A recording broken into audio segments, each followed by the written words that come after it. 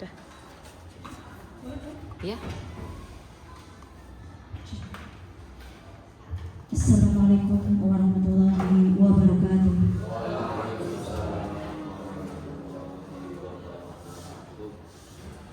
Bismillah, alhamdulillah, la hawla wa la quwwata illa billah, amma ba'da.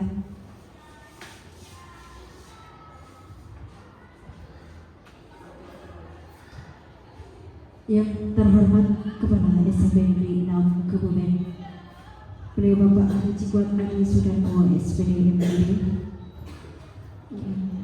yang pada kesempatan hari ini belum bisa hadir. Yang kami hormati Wakil Kepala Sekolah SMP Negeri 6 Kebumen, yang kami hormati segenap Bapak Ibu pendidik dan tenaga kependidikan SMP Negeri 6 Kebumen. Puji syukur kehadiran Allah Subhanahu wa Ta'ala yang telah memberikan rahmat, nikmat, dan karunia-Nya kepada kita, sehingga pada hari ini Jumat tanggal 17 Oktober tahun 2025 kita bisa berkumpul dalam keadaan sehat walafiat. Semoga nanti tidak ada halangan suatu apapun. Amin. Salawat salam senantiasa tercurahkan kepada junjungan kita Nabi besar Muhammad Sallallahu Alaihi Wasallam. Semoga kita termasuk golongan umatnya yang mendapatkan syafaatnya di dunia hatal akhirah. Allahumma amin. Hadirin yang kami hormati, perkenankanlah saya berdiri di sini selaku pembawa acara. Akan saya bacakan susunan acara sebagai berikut. Pertama, pembukaan acara. Yang kedua, menyanyikan lagu Indonesia Raya. Acara yang ketiga, sambutan kepala sekolah yang pada kesempatan hari ini diwakilkan oleh Wakabidang Kurikulum.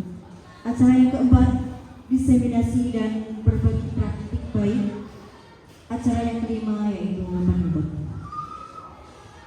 Bapak Ibu hadirin yang kami hormati, marilah kita mulai acara hari ini dengan pembukaan. Mari kita buka bersama dengan membaca basmalah.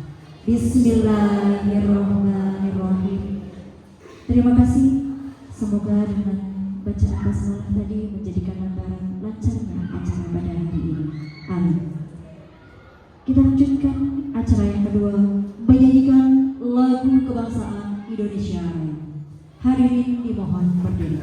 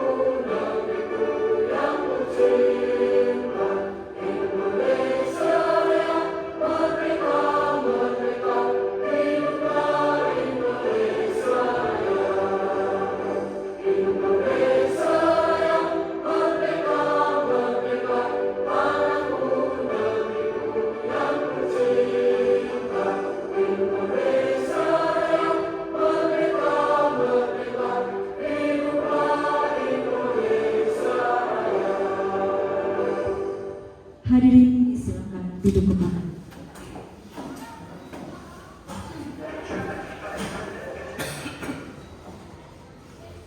Bapak Ibu hadirin yang berbahagia, marilah kita lanjutkan acara yang ketiga, sambutan Kepala SMP Negeri 6 Kebumen. Kepada beliau, Bapak Hari Widianto, Eskom, disilakan.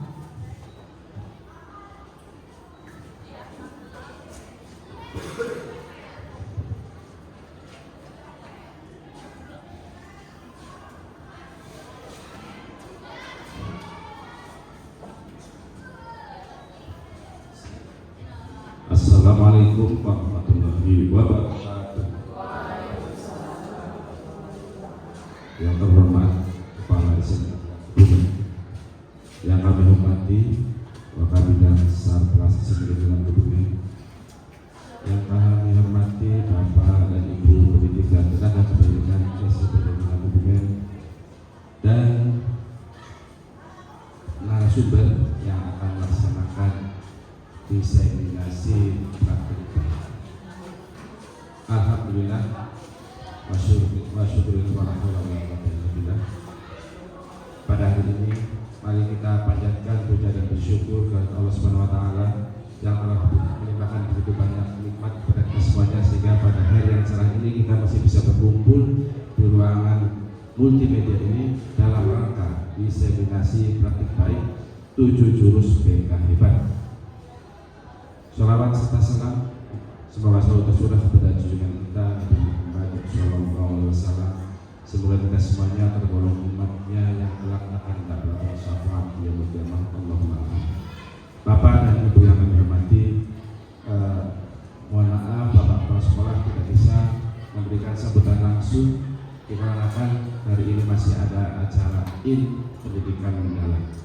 Oleh karena itu beliau mewakilkan kepada saya untuk menyampaikan sambutan di acara ini.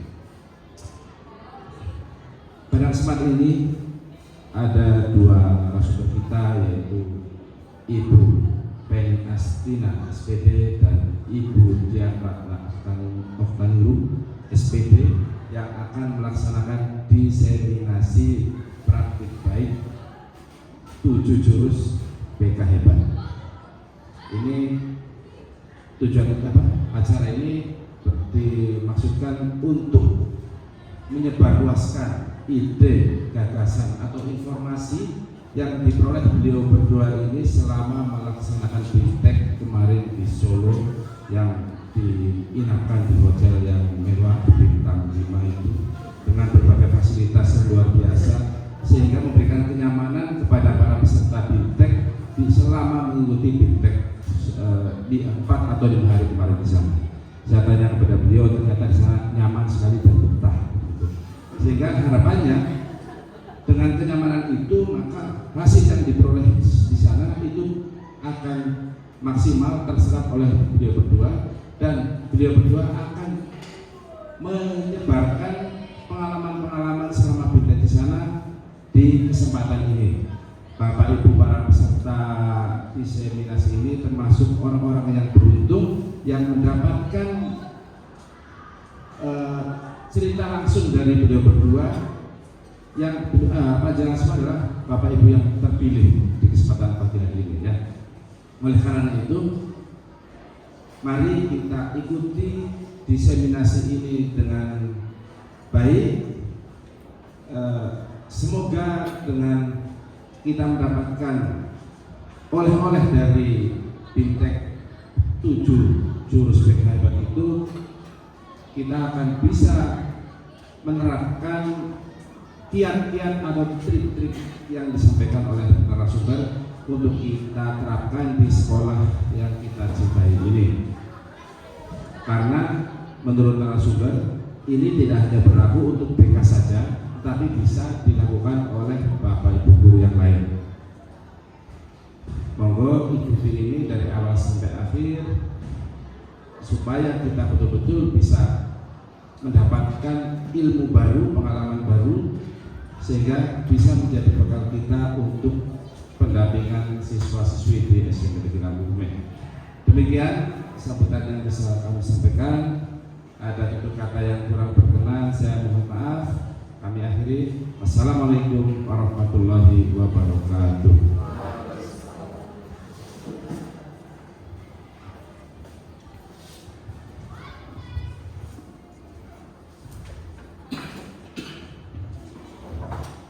Terima kasih atas sambutan. Hadirin yang kami hormati, batuk dulu ya. Bunga mawar, bunga melati. Warnanya indah, sangat berseri. Tibalah kita di acara inti. Mari kita sambut narasumber yang penuh edukasi. Ya, silakan kepada beliau Ibu calon Fasda PNI Astina Tri Setiani SPD dan calon Fasda Dian Ratna Oktaning SPD, disilakan.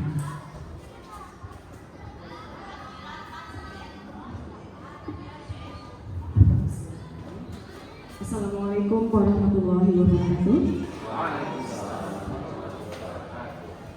Yang terhormat Bapak Wakil Kepala SMP Negeri Kebumen, yang terhormat Bapak Ibu Guru dan karyawan SMP Negeri Kebumen, serta yang terhormat partner fasilitator daerah saya calon yang Ibu Penny Setia PNI Astina.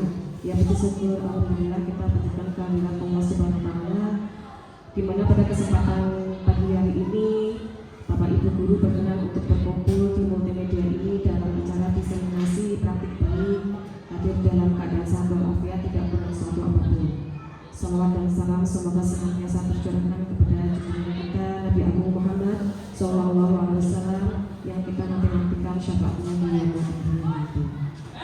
Bapak dan Ibu Guru, perkenankan kami di sini berdiri bukan untuk menggurui atau mengajari Bapak Ibu Guru, tapi di sini kami akan melakukan diseminasi atau berbagi apa yang sudah kami dapatkan dulu waktu kami BIMTEK di Solo selama 3 hari.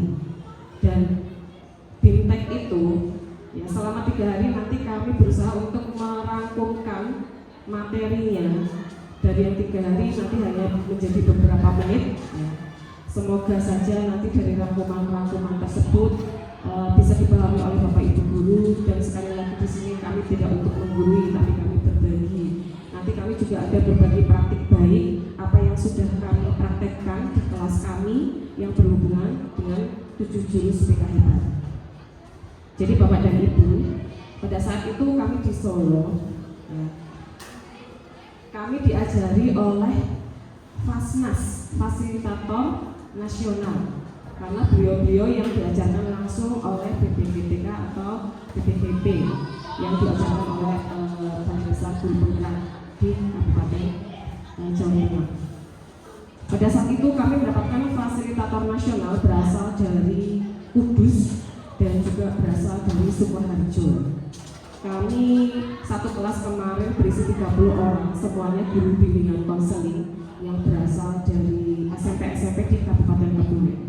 Dan di hotel yang kami inapi dulu, betul dikatakan Pak Harwidi, sangat nyaman sekali. Ya, kami juga sangat betah sekali.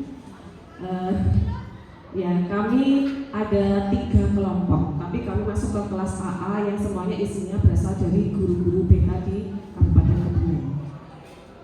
Jadi di sini namanya masih Cafasda ya Bapak Ibu, karena kami belum mendapatkan sertifikat kelulusan. Jadi ini termasuk syarat untuk lulus diseminasi calon fasilitator daerah, di mana nanti kabarnya kami ditunjuk untuk menjadi fasilitator daerah kepada guru-guru SMP, SMK, bahkan SD yang ada di Kabupaten Kebumen, berkolaborasi dengan guru BK SMP, guru BK SMA maupun SMK. Kami masih menunggu jadwalnya, tapi ini merupakan salah satu syarat kami untuk mendapatkan sertifikat. Jadi masih Cafasda, calon fasilitator daerah.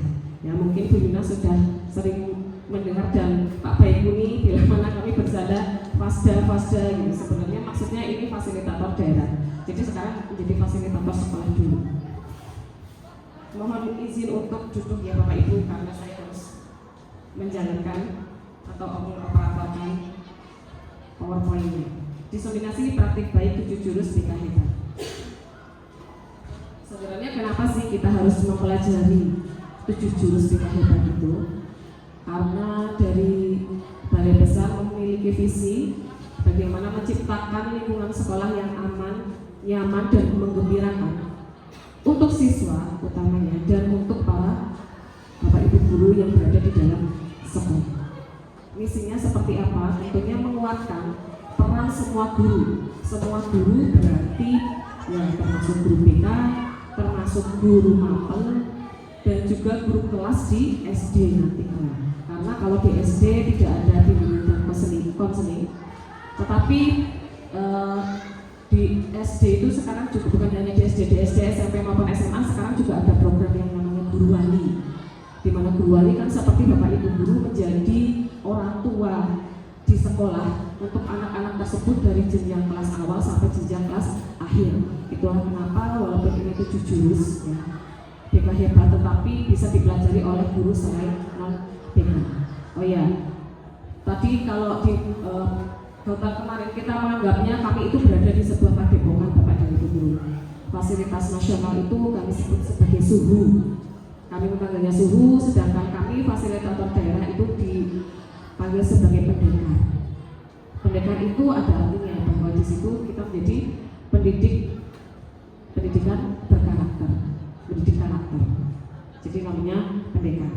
Fokusnya tentu untuk perkembangan untuk murid, baik di bidang akademik, di bidang sosial, di bidang emosional, bahkan nanti untuk di karir, perencanaan karir. Kalau kita di jenjang SMP mungkin bagaimana karir siswa nanti mau melanjutkan kemana, SMA maupun SMK. Kalau di jenjang SMA atau SMK mau bekerja, mau kuliah seperti itu.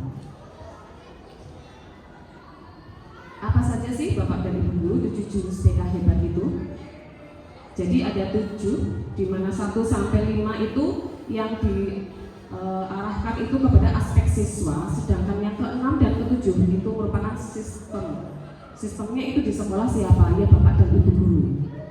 Jadi 7 jurus BK hebat itu ada 1, kenali potensi, yang kedua kelola emosi, yang ketiga tumbuhkan resiliensi, yang keempat jaga konsistensi, yang kelima jalin koneksi, keenam bangun kolaborasi, dan yang ketujuh menata situasi. Jadi dari 7 jurus ini Bapak dan Ibu ada semacam gerakannya ya. Jadi nanti ketika kenali potensi, berarti nanti gerakannya seperti ini. Muter di kepala, kenali potensi. Sedangkan kalau kelola emosi, nanti tangan disilakan di dada sambil dipuk-puk sendiri ya, emosi. Yang ketiga, tumbuhkan resiliensi atau daya lenting seperti ini ya. Terus kalau jaga konsistensi, ya jaga konsistensi. yang baik tetap baik, yang buruk menjadi baik. Yang kelima yaitu jalin koneksi seperti ini. Yang keenam, bangun kolaborasi. Tapi bukan love ya Bapak Ibu ya. Bukan saya love. Lalu yang ketujuh, menata situasi. Jadi kami memiliki jingle atau lagu yang nanti kita praktekkan baik-baik ya Bapak bareng-bareng. Jadi menggunakan, kalau yang selain 7 jurus boleh menggunakan gerakan terserah, tapi kita ikut gerakan yang ada di YouTube ini saja. Sedangkan kalau nanti 7 jurus kita menggunakan gerakan yang sudah ada. Kayak kenali potensi tadi bagaimana Bapak Ibu? Kenali potensi, kelola emosi, tumbuhkan resiliensi, jaga konsistensi, ya konsisten, jalin koneksi, tapi bukan untuk sakinahnya Bapak Ibu. Yang keenam, bangun kolaborasi, ya hati-hati, ya. Yang ketujuh, menata situasi. Baik Bapak dan Ibu, ini nanti ada jinglenya. Kami mohon Bapak dan Ibu untuk berkenan berdiri, kita nyanyi bareng-bareng dan ikuti apa yang ada di YouTube tersebut.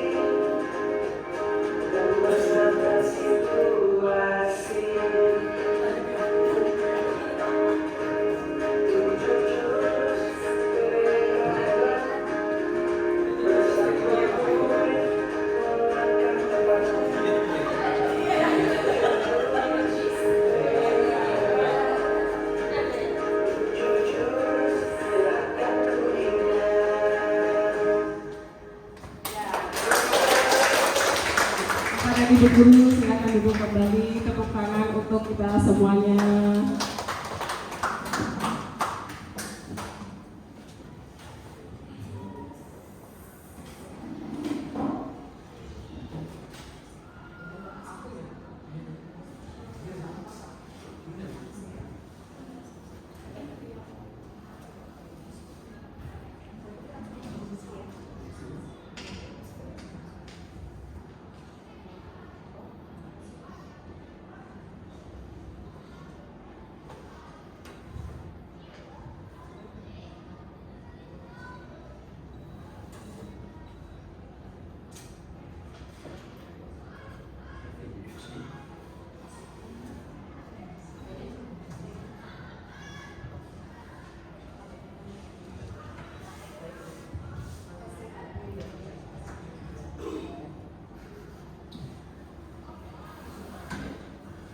Assalamualaikum warahmatullahi wabarakatuh.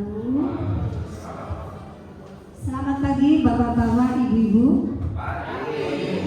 Sehat semuanya, nggih? Alhamdulillah. Iya, perkenalkan saya di sini menemani Bu calon Fasda sama-sama Fasda ya. Mudah-mudahan semuanya lancar. Di sini saya akan menjelaskan tentang jurus pertama, yaitu tentang kenali potensi. Nah, di mana di sini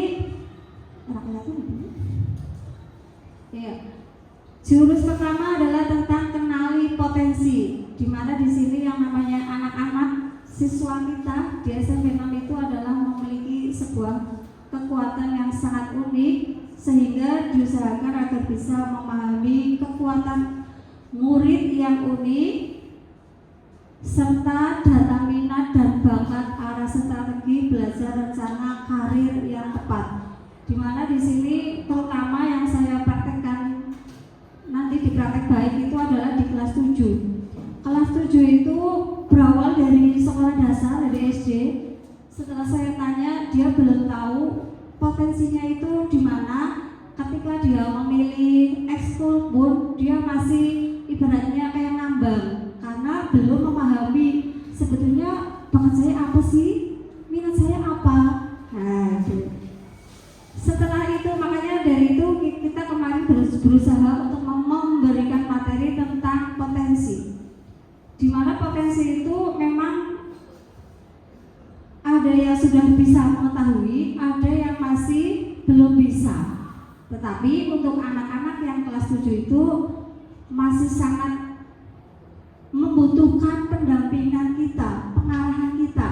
Apalagi Bapak Ibu di sini adalah termasuk guru-guru yang hebat semuanya, nih. Ya, di sini saya tidak akan memberikan ujaran wena-wena, cuma saya hanya bercerita yang kemarin saya dapatkan di Solo. Jadi kelas 7 itu memang benar-benar membutuhkan bantuan kita, Bapak Ibu guru, supaya apa? Supaya nantinya anak-anak di kelas 7 itu, terutama kelas 7 karena yang kelas 8, 9 dulu sudah pernah mendapatkan gaya belajar Ibu.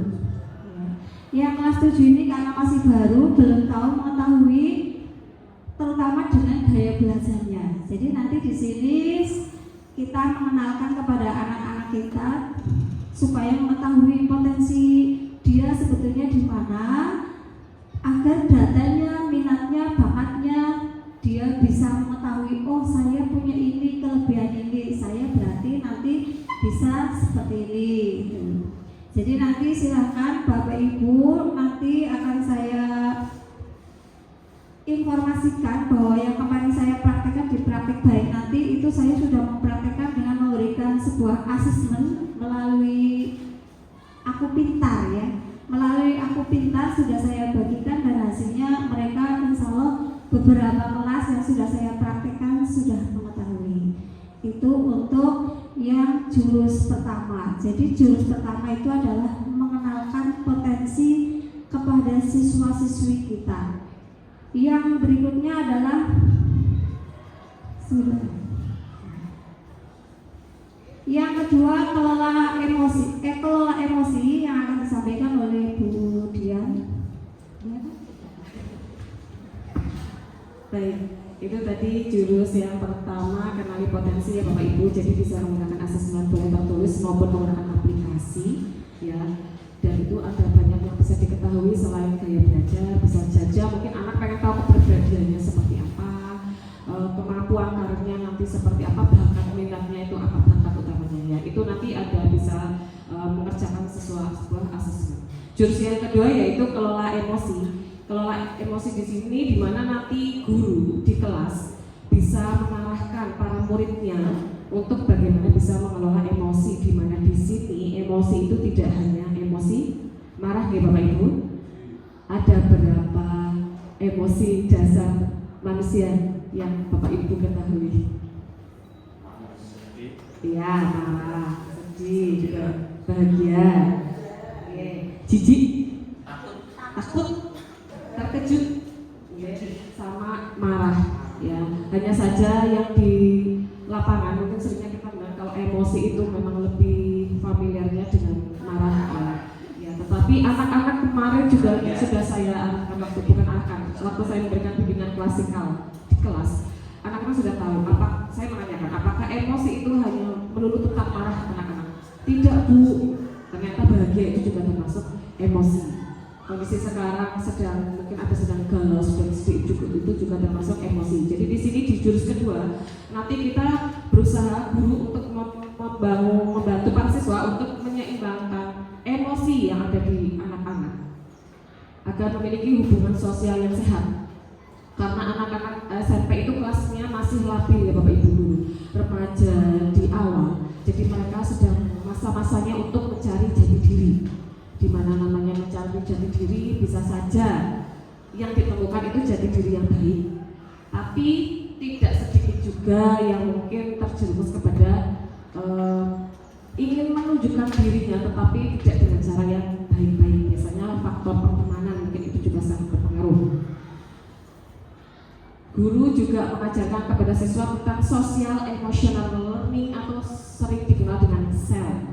Bagaimana KBM di kelas itu tidak hanya untuk mentransfer ilmu dari guru kepada siswa, tetapi ada interaksi sosialnya juga berjalan, emosional anak juga berjalan. Jadi anak merasa nyaman di kelas, ya anak juga tahu harus bagaimana kepada guru, bagaimana kepada temannya. Jadi nanti kalau mereka sudah memahami tentang social emotional learning, mereka juga bisa nyaman berada di kelas kita, tidak melulu yang ada atau yang dirasakan hanya rasa takut, tetapi ada kedekatan emosional dengan guru. Jadi nanti ketika mereka bisa mengelola emosi, harapannya para siswa itu tidak melakukan perilaku negatif yang bisa merugikan dirinya sendiri maupun teman-temannya yang lain ataupun keluarganya. Jadi di sini nanti guru BK dan guru non BK harus terampil untuk menerapkan bimbingan langsung di kelas. Karena Bapak Ibu guru saya yakin sudah lebih hebat lagi untuk bagaimana mengkondisikan kelas, di mana kelas itu 32 anak berarti ada 32 emosi yang muncul. Ada yang sepertinya diam tapi juga ternyata ngeblank, ada yang ternyata sambil bergerak-gerak tetapi justru itu mereka yang fokus kepada materi kita. Itu macam-macam sekali ya. Dan membantu murid mengelola emosi dan stres akademik. Karena bisa saja anak baru mendengar misalnya mata pelajaran matematika. Ya, di sini Bapak gurunya mungkin masih muda dan gurunya juga masih cantik dan ganteng-ganteng ya. Ya, bisa lebih dekat dengan para siswanya, tetapi materinya yang susah bagi anak-anak. Ketika sebuah kelas misalnya, habis ini pelajaran apa anak-anak? Matematika Ibu. Ya kenapa? Susah materinya. Nah, jadi bisa saja mungkin anak merasa susah atau memang mereka belum bisa untuk menguasai materinya, ataukah mungkin belum terjadi kedekatan emosional antara siswa dan guru sehingga siswa atau murid itu takut atau enggan untuk bertanya kepada gurunya. Nah, di sini bagaimana guru walaupun bukan BK, non BK juga bisa terampil untuk menerapkan membantu murid ketika pada saat itu mungkin merasa kesulitan, kesusahan, sedang terjadi emosi percekcokan antar siswa di dalam kelas pada saat itu siapa yang memenuhi dihadapi terlebih dahulu. Bila nanti memang membutuhkan waktu atau ruang tersendiri, bisa berkolaborasi dengan guru wali kelas dan juga guru bimbingan dan konseling. Itu untuk jurus yang kedua, kelola emosi. Ini yang tadi pembelajaran sosial emosional atau dikenal dengan SEL. Jadi nanti mengajarkan siswa agar mereka menyadari tentang dirinya, bisa mengelola diri, mengatur emosinya, bisa mengambil keputusan yang bertanggung jawab dan terampil berelasi, serta peduli terhadap sosial. Bagaimana ketika ada temannya sedang bersedih, bagaimana ketika temannya sedang marah, harus seperti apa. Dan di sini diajarkan juga di jurus yang kedua ini tentang bagaimana mereka mengelola emosi marah, karena itu biasanya mungkin masih susah untuk mengelola. Kalau bahagia, mereka bahagia ya, tapi kalau marah terkadang ada anak yang lebih memilih untuk membalas kemarahannya. Tetapi yang diajarkan di sini kan bagaimana untuk tidak membalas, tapi bagaimana bisa mengelola emosi marahnya, bisa lebih tenang menghadapi emosi marah diri sendiri. Untuk menghadapi emosi marah anak-anak, di sini diajarkan tentang roda pilihan atau wheel of choice ya. Mohon maaf bila bahasa Inggrisnya agak tidak terlalu bagus ya Bu Dia. Di sini anak-anak nanti diajarkan atau diberikan pilihan-pilihan ketika mereka berada di kondisi emosi yang tidak baik-baik saja. Ya, kalau kondisinya baik, ya sudah. Kalau pas kondisinya tidak baik-baik saja, posisinya sedang marah, apakah mereka harus langsung membalas? Ataukah diberikan jeda dulu? Jadi kita ajarkan mereka ketika posisinya marah habis dinakali sama teman, cari jeda dulu, berhenti dulu, jangan mengambil sebuah tindakan. Setelah itu mereka bisa mengambil tindakannya apa? Ada di dalam roda pilihan ini ya. Misalnya yang pertama, memaafkan, apologis. Apakah setelah merasakan marah, jeda, diam sebentar, tarik nafas, karena biasanya kalau marah posisi jantungnya juga berdegupnya lebih kencang. Ya, mungkin tangan juga sudah mengepal seperti ini ya kalau posisinya sudah emosi. Apakah akan memaafkan perbuatan temannya? Pilihan yang kedua atau walk away ya, yaudah pergi keluar, menjauh dari yang menyebabkan emosi. Atau yang ketiga, family meeting, bercerita kepada keluarga. Tapi kemarin saya juga tidak mengarahkan untuk anak dalam kondisi menangis di kelas ya, posisi misalnya habis dibully langsung telepon orang tuanya, karena itu nanti akan membuat orang tua panik. Ya kalau orang tuanya sabar, nah, orang tuanya nggak sabar bapak ibu guru langsung datang ke sekolah, langsung datang ke kelas, mungkin mau gerus anak yang sudah nakalin putranya ya. Atau menggunakan use an I message, jadi memberikan pesan kepada diri sendiri, wes sabar, istighfar ya. Atau pilihan yang kelima, katakan kepada mereka untuk berhenti, diam, berhenti, aku sudah dalam emosi marah, jangan dilanjutkan lagi. Atau menghitung dari 1 sampai dengan 10. Setelah mengambil jeda dia hitung dalam hati saja, tidak usah 1, 2, karena keadaan emosi pasti kita juga tidak bisa seperti itu.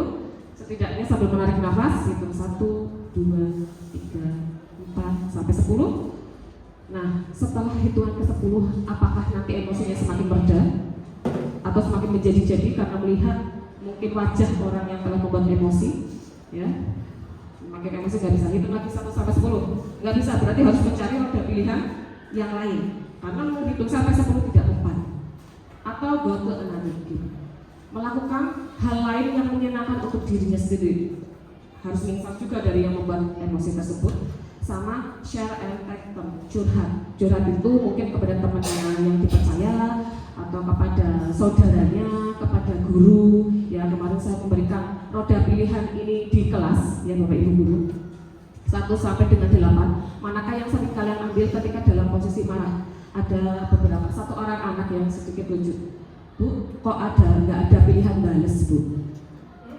Kok pilihannya seperti itu, kok nggak ada pilihan balas? Kamu kalau marah balas, kalau kamu dipukul kamu balas mukul. Apa bedanya kamu dengan temanmu yang mungkin kamu mengatakan temanmu nakal, tapi kamu di situ juga sama saja.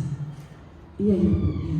Jadi mana yang sering anak ambil atau apa yang harus anak ambil ketika mereka dalam kondisi emosi marah yang pikirannya sedang tidak baik-baik saja? Ada roda pilihan atau wheel of choice yang bisa diambil. Mungkin juga nanti kita sendiri, saya sendiri juga Bapak Ibu guru bisa mempraktekkan sendiri. Apabila Beberapa anak mungkin ketika sedang emosi banyak yang memilih untuk diam. Tapi jangan sampai diam itu menumpuk, lalu akhirnya meledak. Ya, itu dari jurus yang kedua atau kelola emosi. Yang ketiga yaitu tumbuhkan resiliensi atau daya lenting. Daya lenting itu ibarat kata seperti bola, Bapak Ibu guru, bola yang kita apa sih ini? Ke tanah, pantulkan. Pantulkan ke tanah kan tidak terus di tanah, pasti dia akan kembali.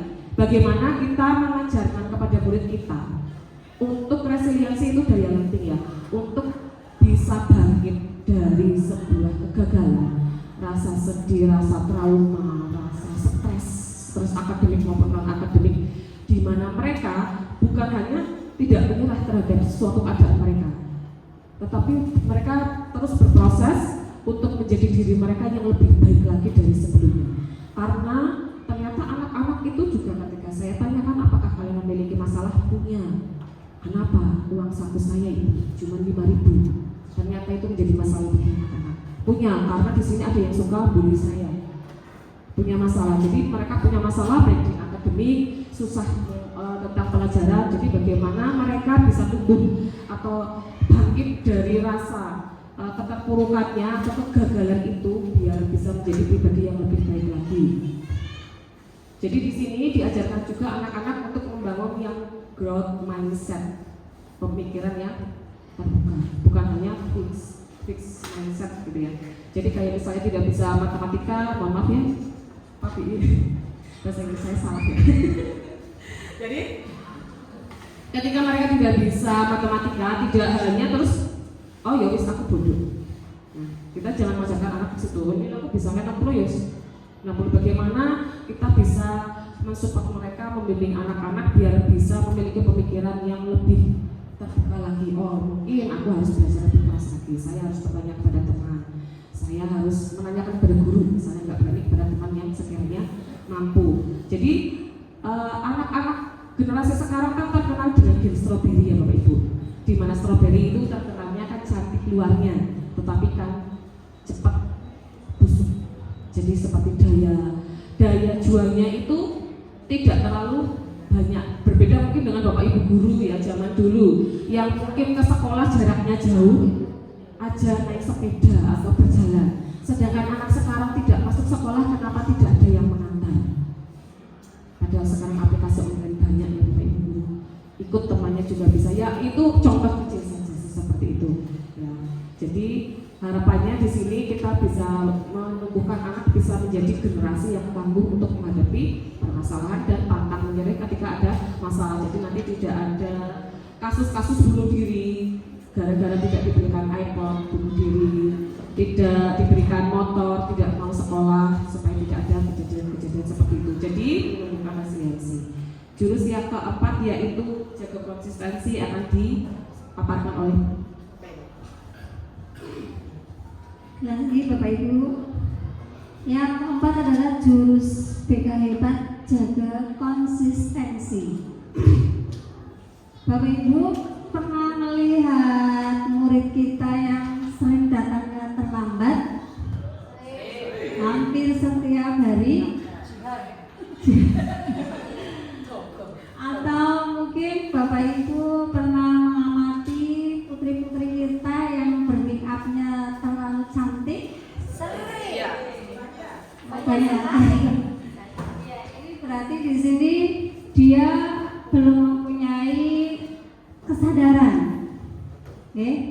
Dia belum mempunyai kesadaran sehingga dia masih melakukan hal-hal seperti itu. Contohnya misalnya terlambat, dia belum sadar, oh kalau saya terlambat berarti nanti sampai sekolahan saya akan ngos-ngosan. Begitu juga dengan kita ya, kalau kita terlambat sampai sini ngos-ngosan, absennya nggak bisa. Begitu juga dengan siswa kita ketika sampai di sini jam 7 itu pasti lari ke kelasnya itu berlari-lari. Nah itu karena mereka itu belum memiliki kesadaran, tapi karena dia masih ada kecenderungan mungkin karena tadi malam anak itu selalu bermain HP sampai larut malam. Ya, jaga konsistensi di sini adalah untuk membangun kebiasaan positif yang berulang. Kebiasaan positif yang berulang. Jadi ketika ada anak yang misalnya datangnya selalu terlambat, pertama kita tanya, kedua ditanya lagi, ketiga kita duduk bersama, ya. Nah, kenapa kok sampai terlambat lagi? Alasannya mungkin tadi malam saya bermain HP. Nah, terus kita bimbing, oh jangan main HP terus, kita kurangi. Kalau main HP di stop langsung, jangan main HP, berhenti, HP-nya disimpan kasihkan ibu. Kira-kira berhasil buatan game? Tidak berhasil, tapi untuk jangka pendek. Kira-kira di hati anak itu sakit hati enggak? Sakit hati, ya. Begitu juga nyuruh sewu, mohon maaf apabila ada bapak ibu guru yang misalnya mau maaf masuk kelas berbicara kata-katanya yang kurang mengenakan di hati anak-anak, itu pasti akan teringat, memori itu tidak akan hilang selama 10 tahun ke depan. Itu akan teringat terus. Oh, itu dulu guru itu zaman saya sekolah ngomong aku kayak gini. Nah, itu akan teringat. Tapi kalau misalnya kita diadakan pendekatan pelan-pelan, itu nanti guru itu baik, luar biasa. Ya, jadi didekati terus. Maka dari itu mari kita untuk berusaha semaksimal mungkin. Jadi membangun kebiasaan yang positif yang berulang. Yang kedua adalah untuk kebiasaan anak hebat, disiplin dan bisa memanajemen waktu atau mencetak karakter yang kuat.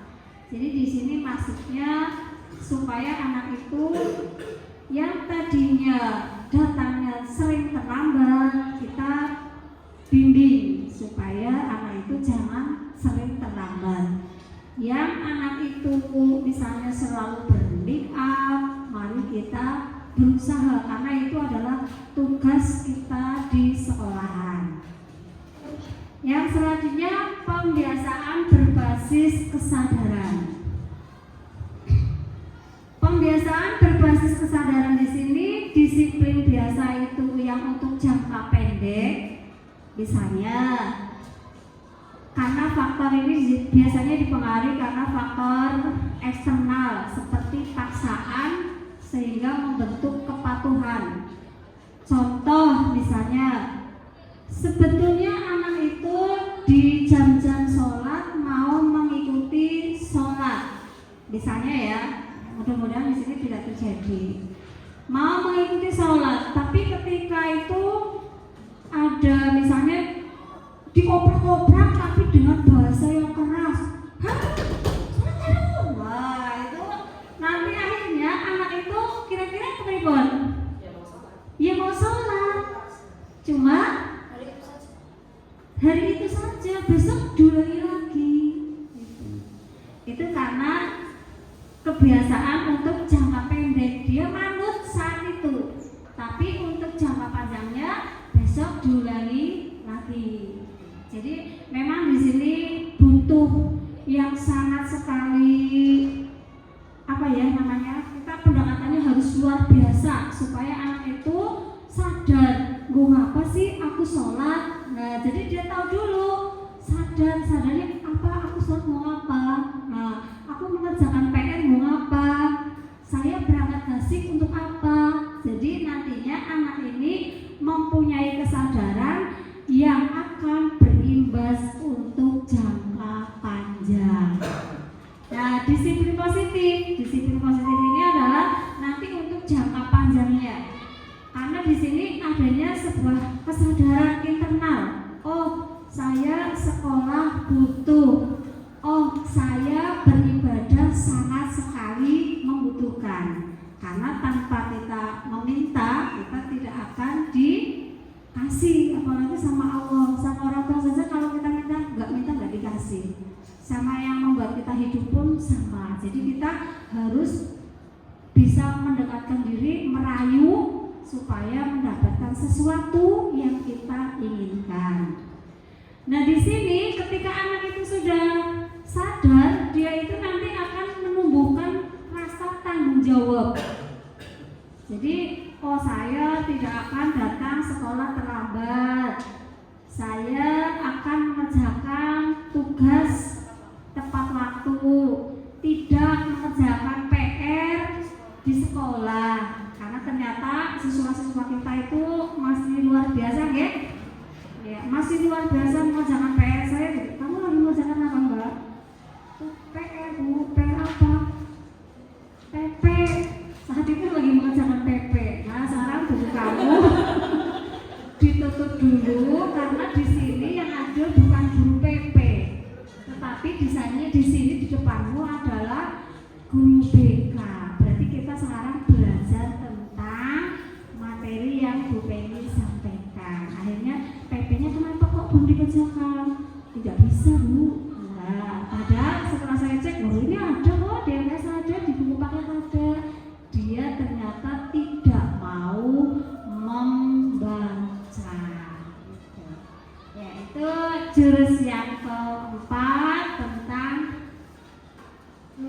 jaga konsistensi. Jurus yang kelima, jalin koneksi yang akan disampaikan oleh Ibu Dian. Silakan. Baik, jurus yang kelima yaitu jalin koneksi. Ya, saya percepat lagi. Di mana di sini jurus ini mengajarkan guru bagaimana untuk membangun sebuah komunikasi yang empatik, bukan hanya sekedar komunikasi yang bertanya dan dijawab, tetapi ada rasa empatiknya juga. Bagaimana di sini guru diajarkan untuk mampu membuka pertanyaan. Jangan diam saja juga ketika melihat seorang anak sudah dalam kondisi yang sepertinya kok tidak wajar. Mampu bertanya, kemampuan merefleksi setelah anak cerita. Anak suka kalau cerita itu kan random ya Bapak Ibu guru, dari A loncat ke B loncat ke D gitu ya. Kita bisa untuk merefleksikan dan membuat kesimpulan, dan nanti bila mana perlu kita bisa untuk membantu mereka mencari solusi atas misalnya komunikasi atau permasalahan yang sedang dihadapi. Jadi di sini guru BK atau konselor dan BK mampu menjadi koneksi dan melakukan komunikasi empatik dalam upaya memberikan dukungan awal kepada peserta didik sesuai dengan kebutuhan psikososial. Jadi mungkin Bapak Ibu guru sudah bisa mendeteksi ketika anak di kelas kenapa diam saja. Apakah memang karakternya pendiam ataukah memang ternyata dia memendam hal-hal yang tidak wajar. Jadi kalau di guru bimbingan konseling, sebelum kita mengoreksi anak ya, kita harus menjalin koneksi dulu dengan anak biar anak itu ada feel sama kita. Mereka merasa nyaman dengan kita, berkomunikasi dengan kita. Di sini konselingnya mungkin Bu Yunah dan Pak Beguni dan Bu Penny juga tidak asing. Nanti konselingnya itu pakai yang realita. Jadi ketika anak menghadapi sebuah permasalahan, kita bantu untuk memberikan beberapa saran. Ya, nanti mereka memilih ada nggak yang belum tepat, kita bantu karena mungkin ketidakmampuan anak dalam mencari solusi, padahal sebenarnya mungkin untuk kita itu adalah permasalahan yang sangat kecil, tapi bagi anak-anak mungkin itu hal yang susah. Itu anak konselingnya kalau pakai tekniknya teknik realita itu kalau di bimbingan dan konseling. Tapi kalau menjalin koneksi di sini untuk Bapak Ibu guru cukup bagaimana bisa membangun sebuah komunikasi yang empatik kepada anak. Jadi sekali lagi bukan hanya sekedar komunikasi tapi ada rasanya juga.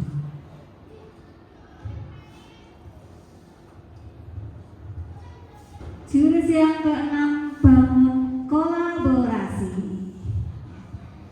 Ya, Bapak Ibu pernah mendapatkan misalnya Bapak Ibu di sini anak ini dia tidak bisa pelajaran matematika, umpamanya ya. Misalnya Bapak Ibu adalah guru kelas.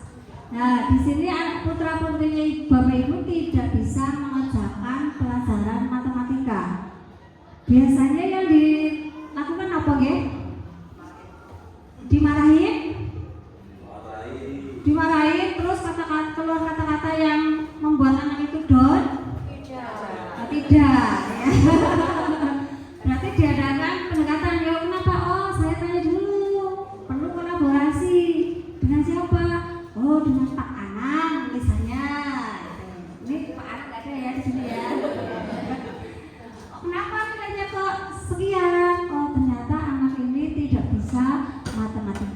Bagaimana caranya? Yang tahu otomatis guru matematika.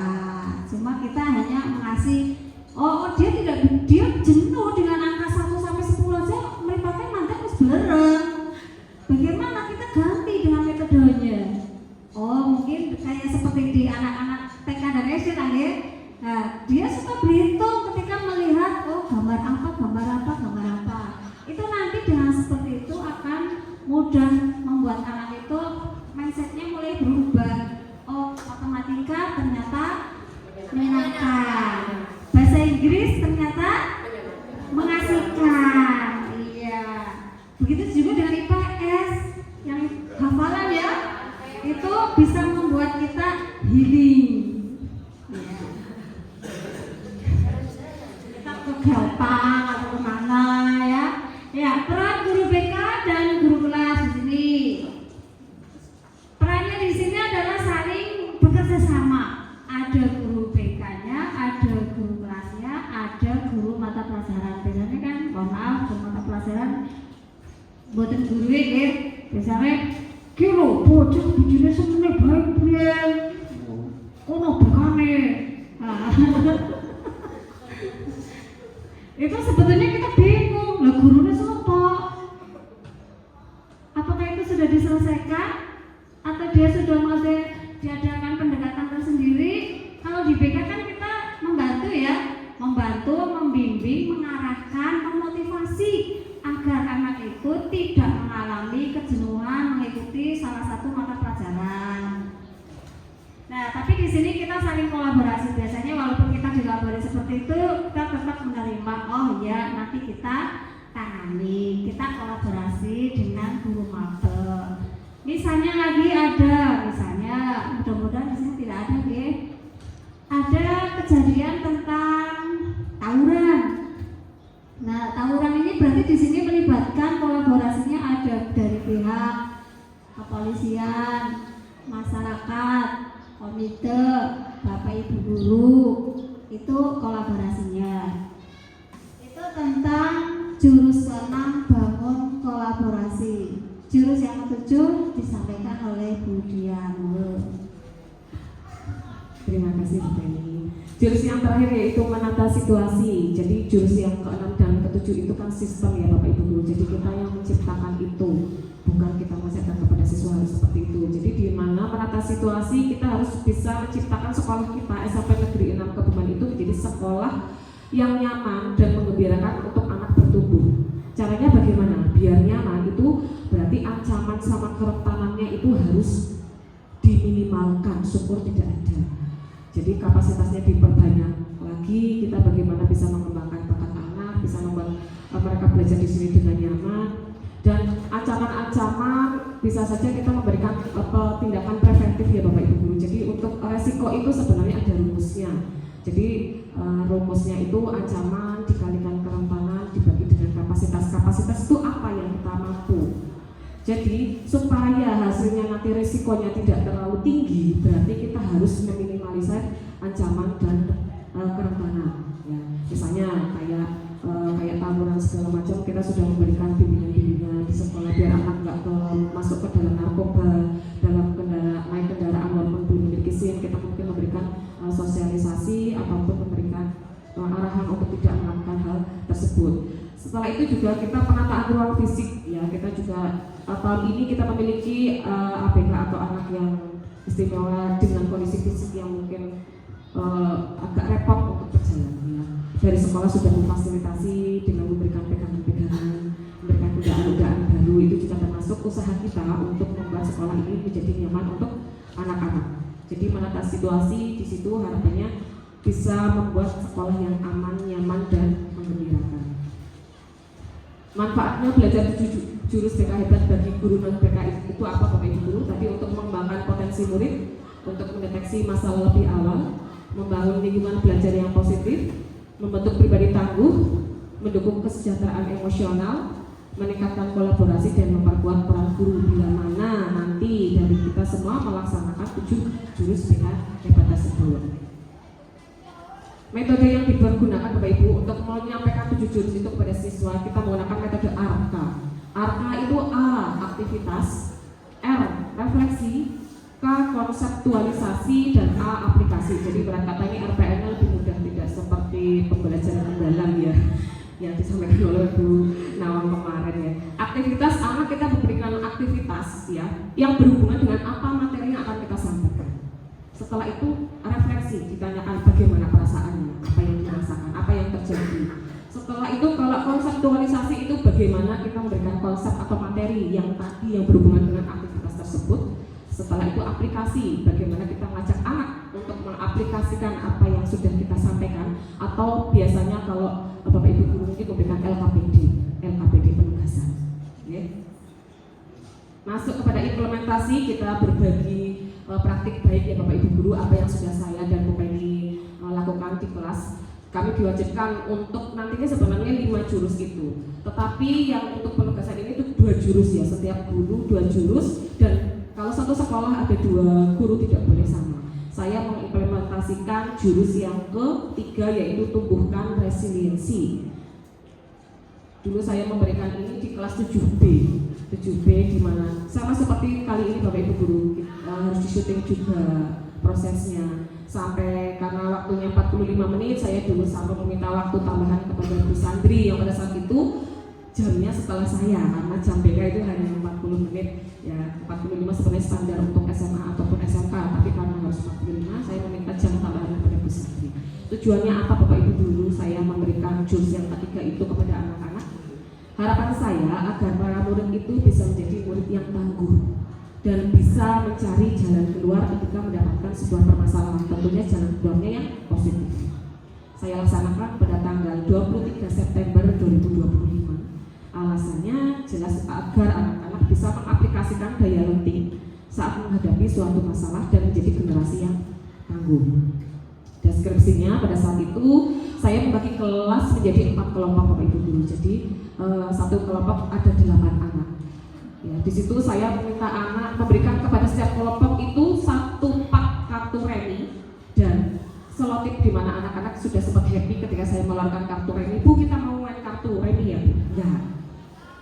Di sini ada penugasannya, yaitu silakan setiap kelompok membangun sebuah menara setinggi-tingginya dan sekokoh-kokohnya dari kartu itu, dan saya memberikan bantuannya selotip. Selotip ini buat apa? Saya tidak menjawab, biar anak nanti berdelapan itu mencari mereka harus bagaimana sih biar kokoh, karena kalau hanya kartu-kartu disusun itu pastinya tidak kokoh. Dan ternyata itu saya aplikasikan ke setiap, nggak hanya di kelas 7B, saya di kelas yang lain juga mengaplikasikan. Ada anak yang sudah langsung, oh iya, diselotip pengen aja kokoh, pengen aja ambruk. Jadi mereka sudah langsung mudeng. Ada yang kelompoknya karena kebanyakan perempuan, mereka bongkar pasang kayak baik. Dan kita memberikan waktu Bapak Ibu tidak 30 menit, karena nggak 30 menit nanti mereka semua kokoh semua. Paling dikasih waktu 10 sampai 15 menit. Setelah itu sudah selesai, nanti setiap kelompok memberikan bencana angin kepada kelompok yang lain menggunakan buku. Jadi bangunan menara itu dikipas-kipasin pakai buku. Ada yang roboh, ada yang kokoh. Kalau kokoh mereka happy banget, senang banget karena hasil karya mereka tidak roboh. Ada yang kalau yang roboh lah gitu ya. Ada pasti kurang waktunya, jadi harusnya menara mungkin belum sampai puncaknya. Itu aktivitasnya memberikan seperti itu. Refleksinya saya tanyakan kepada anak apa yang dirasakan ketika menaramu berhasil untuk tidak roboh. Bagi yang roboh, kenapa roboh? Tadi bagaimana ketika roboh? Apakah kalian saling menyalahkan? Apakah kalian mencari ini kenapa lama karena ternyata banyak ini Bu, dari ini akhirnya sudah sampai waktunya menaranya tidak terbangun. Sedangkan kalau lain ada yang cepat banget, sangat banget gitu ya. Jadi refleksinya kita tanyakan kepada anak yang dirasakan bagaimana ketika nggak roboh, senang banget, happy banget. Walaupun setelah itu saya suruh bongkar, mereka lah Bu, masa susah-susah dibongkar gitu. Karena setelah itu konseptualisasinya saya memberikan kepada siswa kelas 7B itu pengertian resiliensi itu apa, daya lenting itu apa, bagaimana membangun growth mindset itu apa, dan keterampilan menumbuhkan daya lenting dalam menghadapi kesulitan. Jadi ketika mereka sedang mengalami sebuah kegagalan atau kesulitan dalam hidup, harus menghadapi dengan pikiran yang dingin, yang terbuka. Aplikasinya saya mengajak para murid ya, karena kemarin keterbatasan waktu sebenarnya bisa memberikan aplikasi. Misalnya anak disuruh menuliskan kegagalan apa yang pernah kalian terjadi di kehidupan ini dan bagaimana bagaimana kalian menghadapi itu sebenarnya bisa. Tapi kemarin saya hanya mengajak murid untuk bisa mengembangkan growth mindset itu ketika mereka menghadapi kesulitan, sehingga bisa mencari jalan keluar yang positif ketika memiliki kesulitan. Ini hasil kemarin di kelas yang oleh guru saya manual banget ya, nyeting dewe, nyari waktu sendiri. Kalau awal itu sama Bapak Ibu, tetap menyapa anak, bisa memberikan ekspresi. Ini di kelas 7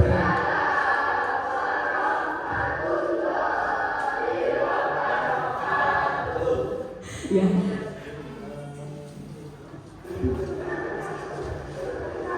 Ini ketika mereka sudah saya suruh untuk membentuk sebuah kelompok.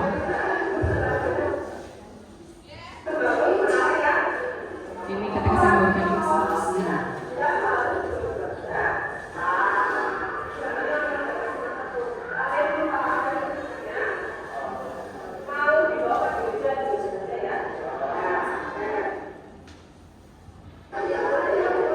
Ini ketika mereka sudah diberikan waktu, setiap kelompok berusaha untuk membangun menara mereka.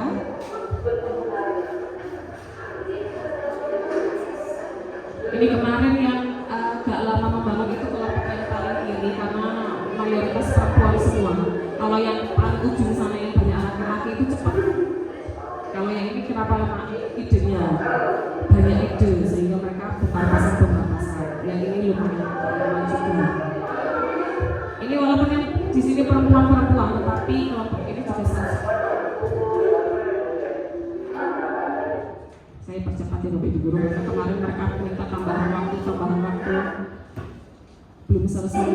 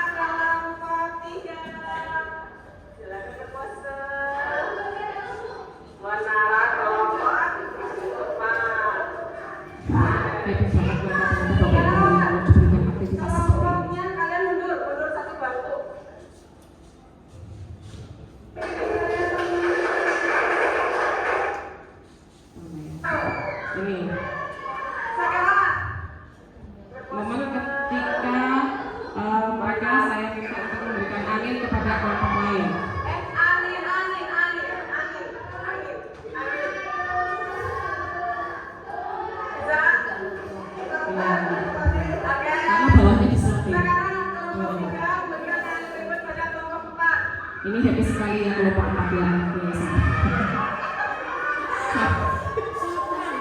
Satrio.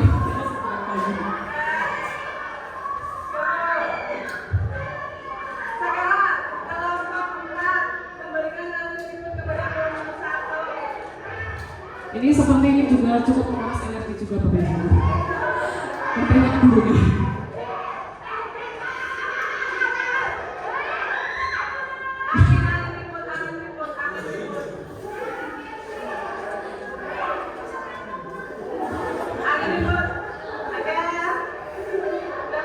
Jadi semuanya kokoh semua yang di kelas 7B ini, yaitu aktivitasnya seperti itu. Mungkin nanti bisa digunakan dengan aktivitas yang lain juga yang ada hubungannya dengan tumbuhan resiliensi. Yang kedua yaitu jurus kelola emosi saya lakukan di kelas 7A. Itu di kelasnya tulis ya. Anaknya ekspresif sekali ya. Tujuannya jelas untuk membuat murid mampu mengambil langkah ketika menghadapi masalah dengan pedoman roda pilihan seperti yang tadi awal saya jelaskan. Dilaksanakan pada hari Rabu 1 Oktober. Pada saat itu juga menggunakan korpri. Alasannya jelas ingin membantu murid bagaimana agar mereka tahu bagaimana mengelola mereka emosi, sehingga apalagi yang marah bisa menerapkan roda pilihan ketika berada dalam posisi emosi yang marah. Aktivitasnya di sini para murid saya minta untuk menggambar emotikon 6 dasar emosi manusia di buku. Jadi bentuknya seperti ada kotak-kotakan 6 ya. Jadi ada bahagia, ada sedih, ada jijik, ada marah, ada takut sama terkejut. Mereka saya buat untuk membuat emoticon yang biasa ada di WhatsApp ya. Setelah itu mereka juga saya suruh praktekkan dan saya untuk refleksi saya tanyakan ketika momen apa kalian merasa bahagia, apa mereka merasa sedih, momen apa mereka merasa takut, dan emosi dasar manusia yang lain. Ketika marah itu ketika apa, ketika dibully sama teman. Refleksinya langsung saya berikan dengan aktivitas. Dan konseptualisasinya saya mengajarkan kepada mereka tentang 6 emosi dasar dan bagaimana mengendalikan diri dengan memahami otak kita bahwasanya setiap manusia itu seperti memiliki dinosaurus atau marah itu kita anggap sebagai dinosaurus. Bagaimana dinosaurus yang tidur itu jangan sampai terbangun. Jadi tadi dengan roda pilihan aplikasinya bisa mengajak murid untuk menerapkan roda pilihan ketika dalam kondisi emosi yang sedang tidak baik-baik saja. Ini roda pilihan tadi. Ini penerapannya kemarin di kelas 7A. Justru malah anak-anaknya yang grogi nih Bapak Ibu guru. Jadi sudah saya mau teks 1, 2, 3, mereka sebentar ibu minum dulu segala macam dulu. Kenapa malah kalian yang grogi?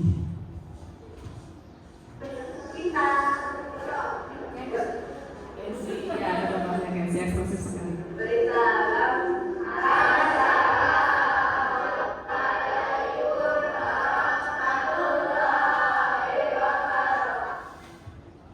Ya, sebelum masuk ke dalam materi saya memberikan kepada mereka ice breaking tepuk cinta ya Bapak Ibu guru. Mungkin kita bisa praktek sebentar biar jenuh dan tidak kaku ya. Ketika nanti saya mengatakan tepuk cinta, prok prok prok, love kecil, prok prok prok, love sedang, prok prok prok, love besar, prok prok prok, love you. Ya, ya. Kita praktek sebentar ya Bapak Ibu. Ketika saya bilang tepuk cinta, love kecil, love sedang, love besar, love you. Ya, kemarin anak-anak awal-awal masih malu.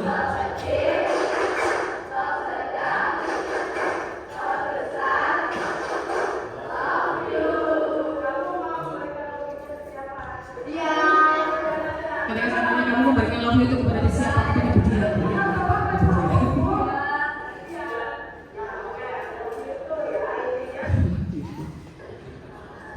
Ya, jadi ini memang ketika mereka saya minta untuk menggambarkan emoticon sambil langsung refleksi dan mereka selalu mana ya kemarin hasilnya saya setting juga.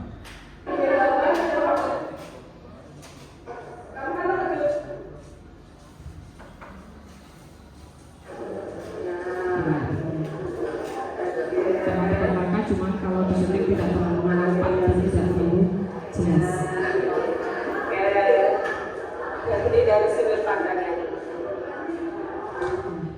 Begitu Bapak dan Ibu guru. Jadi kemarin ada 2 jurus yang saya aplikasikan di kelas 7B dan kelas 7A. Untuk selanjutnya kepada Bapak Ibu. Ya, saya lanjut ya Bapak Ibu. Implementasi yang saya praktekkan kemarin di kelas 7 adalah tentang jurus ke-1 kenali potensi. Di mana di sini kemarin saya mempraktekkan di kelas 7E. Di sini tujuannya adalah untuk membantu siswa untuk mengenali gaya belajarnya. Kenapa saya di sini yang saya kasih praktekkan di sini kelas 7 karena memang tujuan saya kelas 7 itu memang yang paling sangat sekali membutuhkan, di mana dia baru beralih dari sekolah SD beralih ke SMP, di mana di waktu di kelas di SD belum pernah dilaksanakan. Pelaksanaannya di hari Rabu tanggal 24 September 2025. Alasannya supaya murid bisa meningkatkan minat belajar, memahami gaya belajarnya, serta mengetahui gaya belajar yang dimiliki siswa sehingga bisa mengembangkan kreativitasnya. Di sini saya menggunakan tepung potensi diri, cuma yang di video beda. Yang di video beda karena waktu itu anak-anak belum paham. Jadi saya alihkan dengan yang di video itu adalah tepuk semangat. Nah, di sini mari Bapak Ibu-ibu, Bapak dan Ibu-ibu untuk kita tepuk potensi, ya. Tepuk potensi itu aku tahu, aku paham, aku bisa dan melakukan.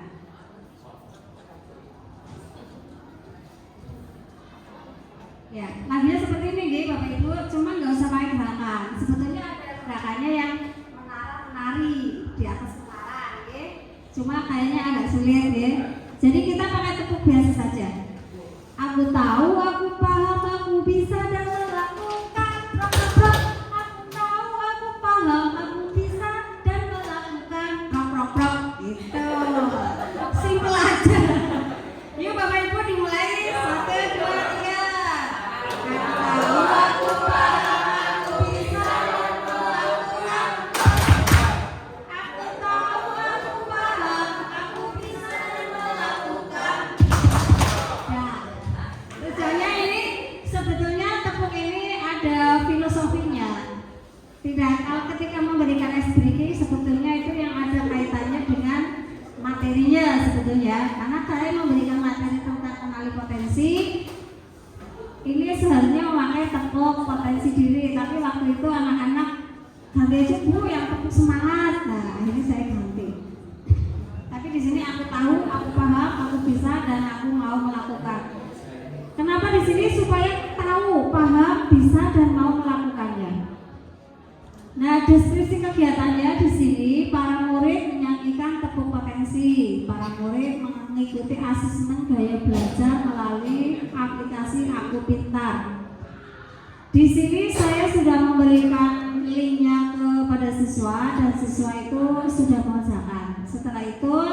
Setelah siswa melaksanakan asesmen, murid untuk menulis di buku tulisnya hasil dari asesmen yang telah dikerjakan. Lalu anak mendiskusikan masing-masing berkelompok sesuai dengan gaya belajar yang dimiliki.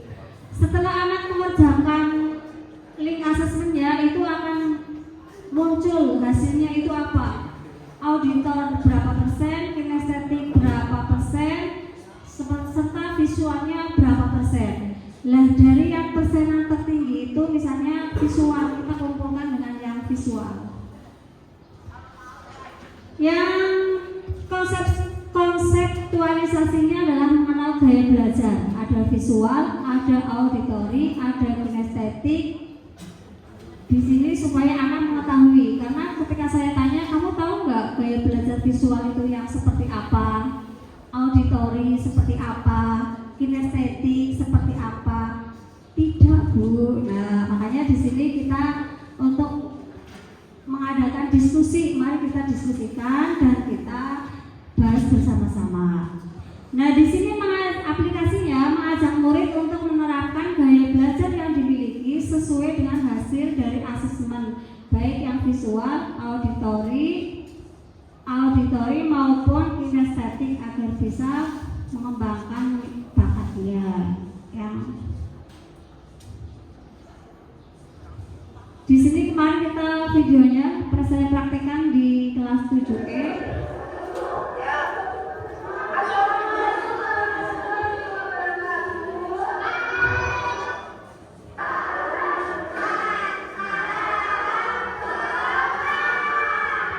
Itu kemarin saya mengertinya pakai tepuk semangat, karena pakai tepuk potensi mereka masih bingung, jadi akhirnya saya ganti.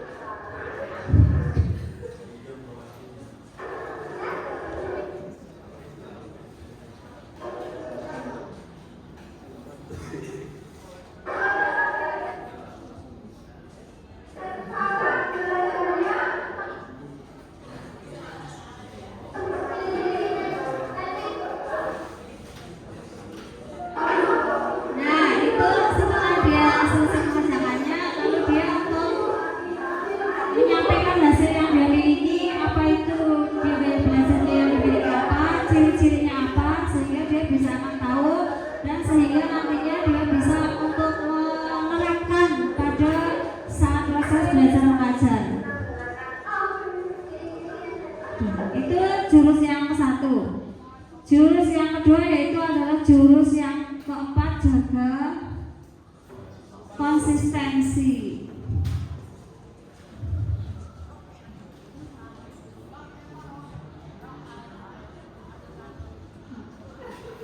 Ya.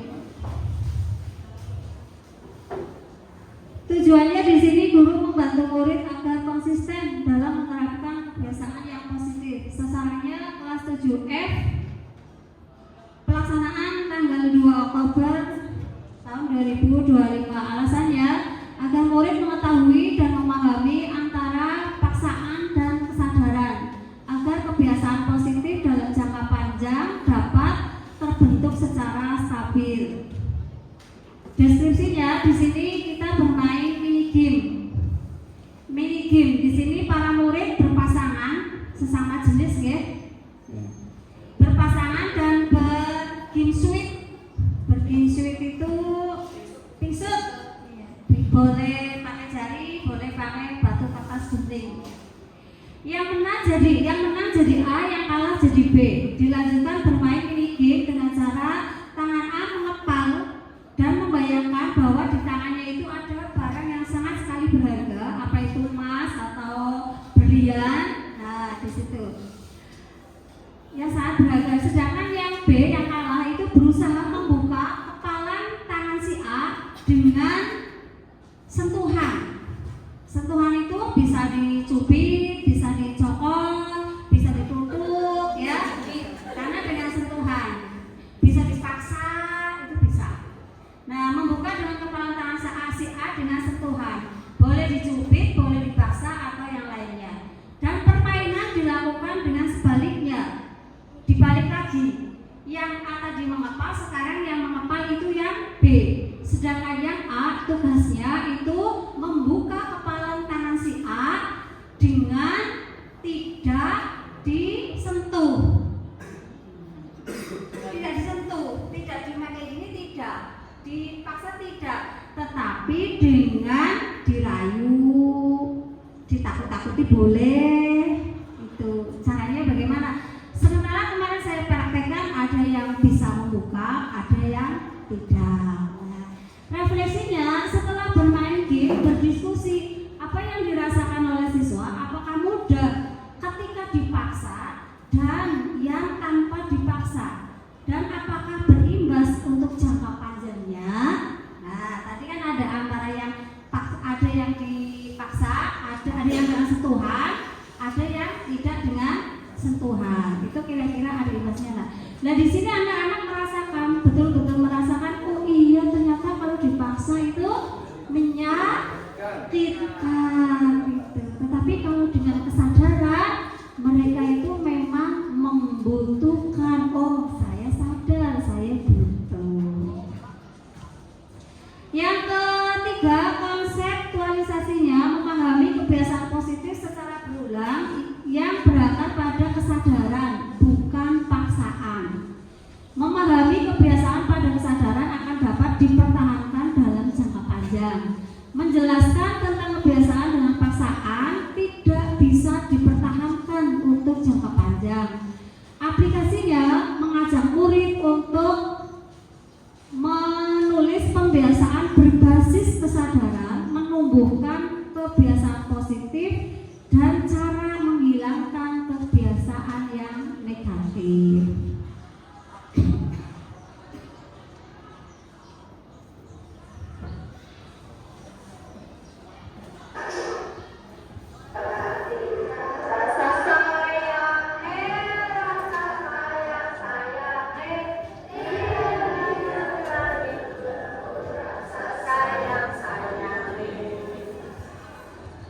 Siapa yang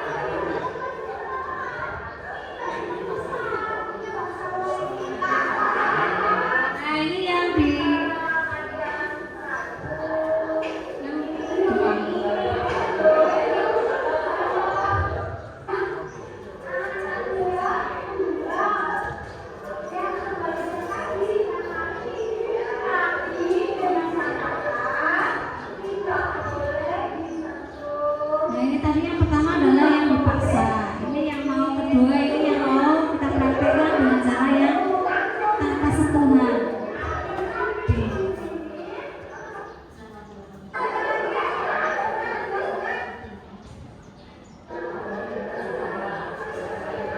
Nah ini ada yang berusaha merayu ya Bu.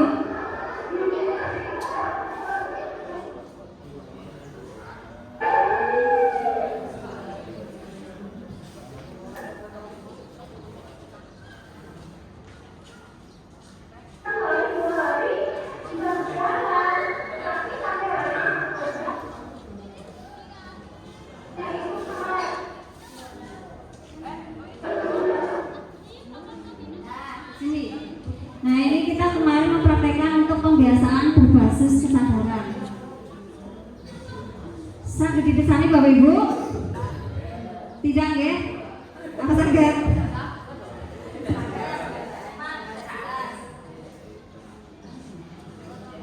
Ya, intinya ini anak sudah melaksanakan antara pembiasaan yang berbasis positif dan mengetahui bagaimana caranya agar anak tidak mengulangi kegiatan yang bersifatnya negatif. Terima kasih.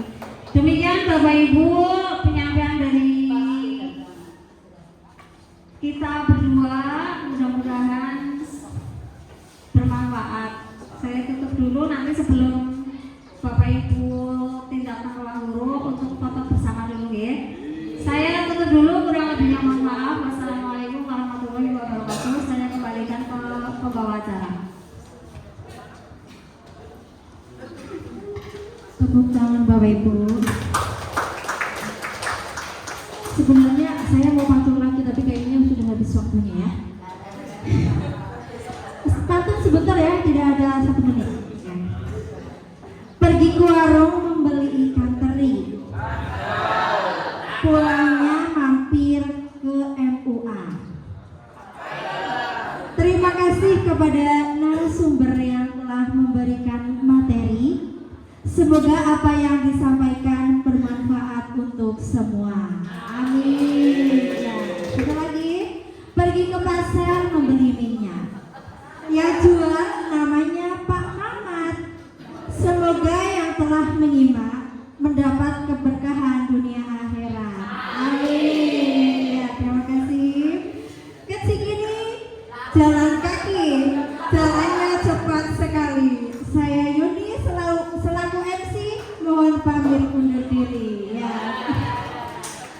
Mari kita tutup pertemuan hari ini dengan membaca hamdalah bersama-sama. Alhamdulillahirobbilalamin. Banyak kesalahan dari saya, mohon maaf yang setulus-tulusnya. Wallahul muwaffiq ila aqwamit thoriq. Wassalamualaikum warahmatullahi wabarakatuh.